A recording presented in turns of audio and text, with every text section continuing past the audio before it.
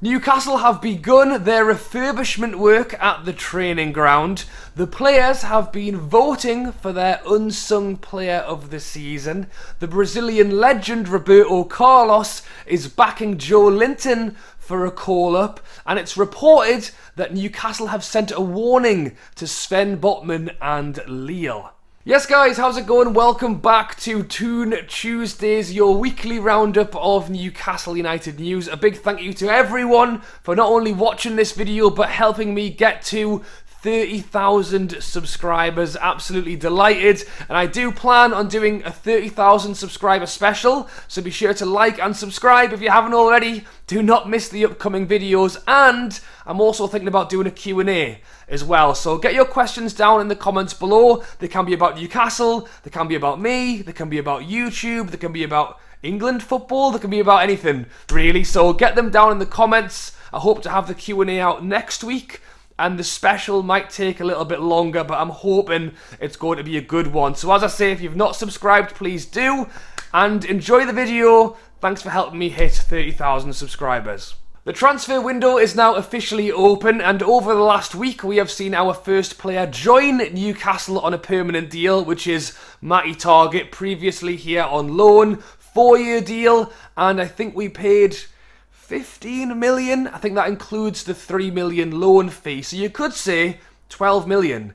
What a deal that is. You don't buy squad players for 12 million in the Premier League these days, so cracking deal there. Very happy with the first player in the door. Hopefully we'll see a few more. And we've also seen the first player leave this summer. Isaac Hayden has gone out on loan to Norwich City. Now there is an obligation to buy in that contract for Norwich, which I reckon is either the amount of appearances he has, but it's also rumoured that it could be if Norwich get promoted, they've got to sign him. To be honest, Norwich get promoted every season, so they'd probably do it with or without Hayden, but I expect them to probably get promoted, and I don't expect to see Hayden back. Now, in fairness, Hayden wouldn't have been at the top of my list of players to move on, but big up to him. He's gone in search of first-team football. I wish him the best of luck. The Brazilian legend, the Real Madrid, Inter Milan legend, World Cup winner, Roberto Carlos is backing Joelinton for a call-up to the Brazil squad, which is just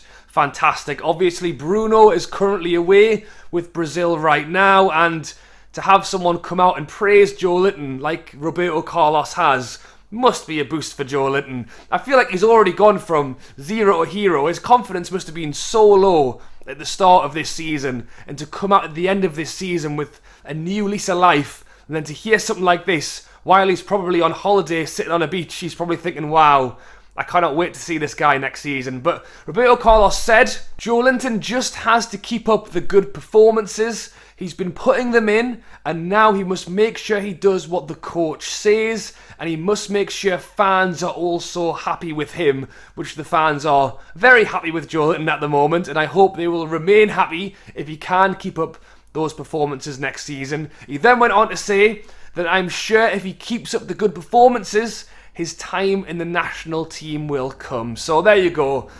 Joelinton being endorsed by a Brazil legend, over 125 caps for his country. I mean, that guy was the real deal. So Joelinton must be reading this absolutely buzzing, and probably cannot wait to get started next season. I mean, I can't.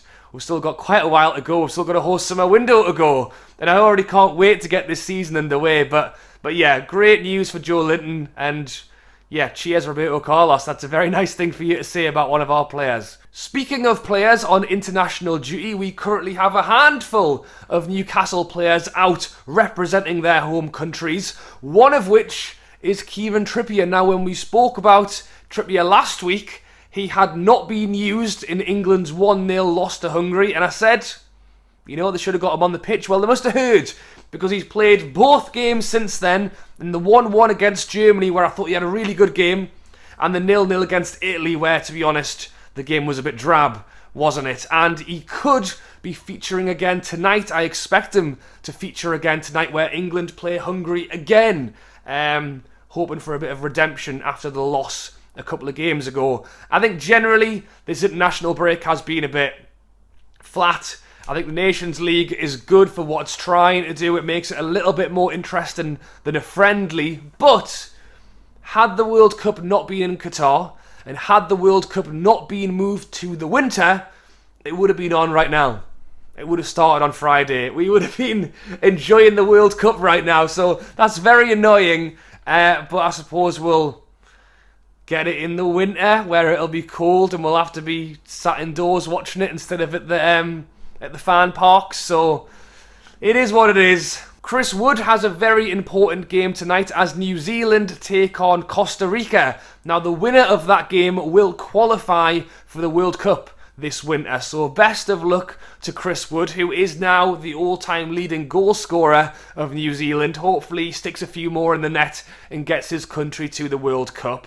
Shaw was on the bench as Switzerland got some payback against Portugal, previously losing 4-0, was it a week ago? Beat them 1-0 in their most recent game, but again, Shaw was on the bench for that one. Emil Kraft played for Sweden for the second time in about a week, but unfortunately lost for the second time in about a week, losing against Norway both times. And Bruno was due to play against Argentina, Brazil versus Argentina, but it's been suspended. Now, they were due to play each other about 6 months ago. The game actually started and then got called off due to issues with vaccinations and all that kind of thing. And they were due to play again over the weekend, but it got cancelled because Argentina chose not to travel to the game.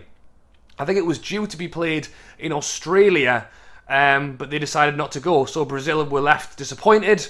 And from what I can tell, I think Bruno can go on his holidays now. So go and get some rest and we'll see him in the pre-season. Some very exciting news as Newcastle have now begun the refurbishment at the training ground. Now, this is a big thing that has been spoken about ever since the new owners came in. Amanda very quickly said that that's something they want to try and improve. Murdad said that ideally they want to find an area big enough to build a purpose-built, brand new training ground. However, that it would take 3, 4, maybe even 5 years. I'm really hopeful that they find the space soon and that it can be used for men's teams, women's teams, under 23s, even grassroots academies, maybe even local teams can go and play there for their Sunday games or Saturday morning trainings, like a real community area. Now obviously they'll have to close it off for the men's training and stuff like that, but it would be great to kind of have that as something that the fans can be a part of as well.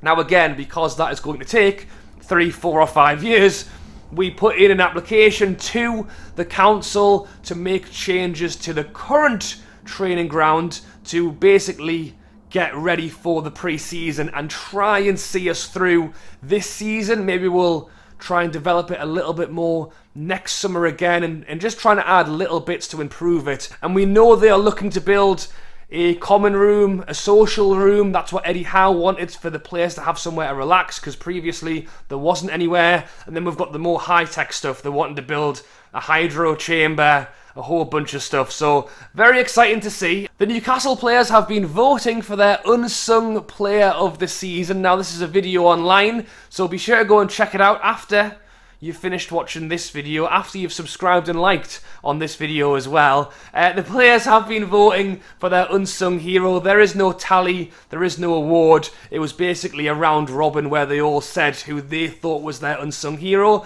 So we had votes for Shelvey, Dubravka, Target. Bruno voted for Joelinton. Shaw got a vote, Bruno got a vote, but by far the most votes went to the Swedish Cafu.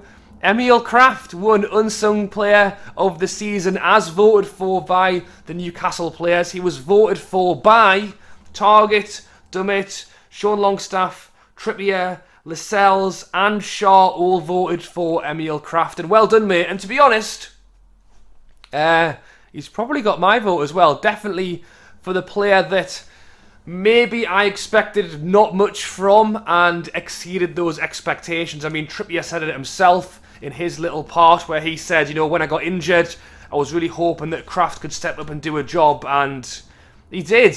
You know, he wasn't that great maybe going forward, but defensively he was sound. And going back to not that long ago, where defensively he had a lot of issues. People were just totally ripping him inside and out to go round him. But the second half of this season, he put in a real shift, and I think is deserved of the Unsung Hero award. So if you agree, let me know. If you disagree and think the Unsung Hero should have gone to somebody else, let me know down below. The Sven Botman saga continues, with Newcastle United reportedly sending a warning to Sven Botman and Lille over the price of the player. Now, I will get onto that in a minute, but just to generally say, I do agree with the steps Newcastle are reportedly taking in this case. It's funny, because last summer, under Mike Ashley, the issue was that he wouldn't spend any money. So the issue was we had no money to spend.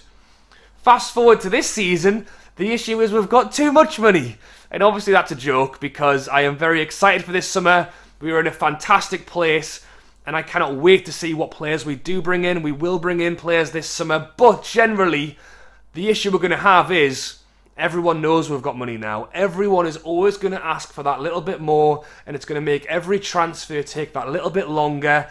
And the story behind Sven Botman is, reportedly, that AC Milan put down a fee of around 30 million, Newcastle matched it, Newcastle then went on and said, look, we'll make it 35 million, but we'll also add an additional 10 or 15 million in instalments to basically try and get the lead on Sven Botman. We're going to pay a little bit extra. That's the way an auction works. That's the way a bid works. We are going to pay that little bit extra to try and get the player.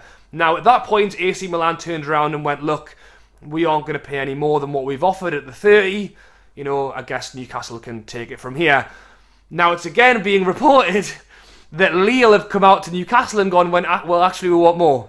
We actually want more money, which makes no sense. When there's two teams bidding, when one team backs down, the other team is there to win the bid. Now, again, I think Lille are just trying to play their luck. They're trying to enforce the Newcastle tax. They know we've got money. Well, actually, can we ask for an extra 5 million? Well, actually, can we ask for an extra 5 million after that? And when is it going to end? At some point, we need to lay down the marker and go, look, you've got the bid.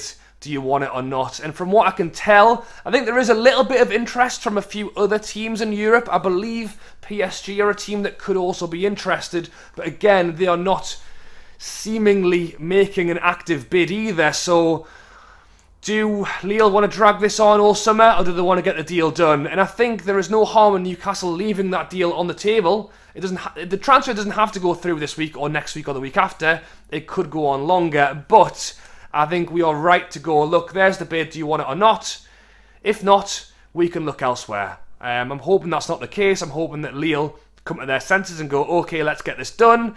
We will have to wait and see, but generally I think that's not a bad stance for Newcastle to take throughout the whole of this summer. And don't get me wrong, I think we are going to throw quite a few bids around this summer. A few feelers out there. What about him? What about him? What about that fee? What about that fee? Look at some of the best transfers that ever go through are the ones that are done quickly and under the radar. You look at the Trippier one, that went through so quick that you can't imagine that other teams weren't interested in Trippier, but because we got in there early and got it done, it was quick. Even the Bruno one, to be honest, that went through very quick at the end of that January window. Those are the ones we want to get the feelers out there, get the bids in, get the deals done. So we will have to wait and see, but it's going to be a very exciting summer of that, I'm sure. If you guys have enjoyed the video, please drop a like and again subscribe. Do not miss an episode of Toon Tuesdays. If you've not seen it yet, we've talked about transfers today. Click here and check out my keep or sell video. It's a long one. It's a 40-minute video. So grab a cup of tea or grab your breakfast, whatever you're doing. Get on this one. 40 minutes long. Players I want to keep this summer, sell this summer, or put on loan heading into the new season. As always, guys, if you enjoyed the video, like, comment, subscribe, comment your questions for my Q&A coming up hopefully next week, and I'll catch you later.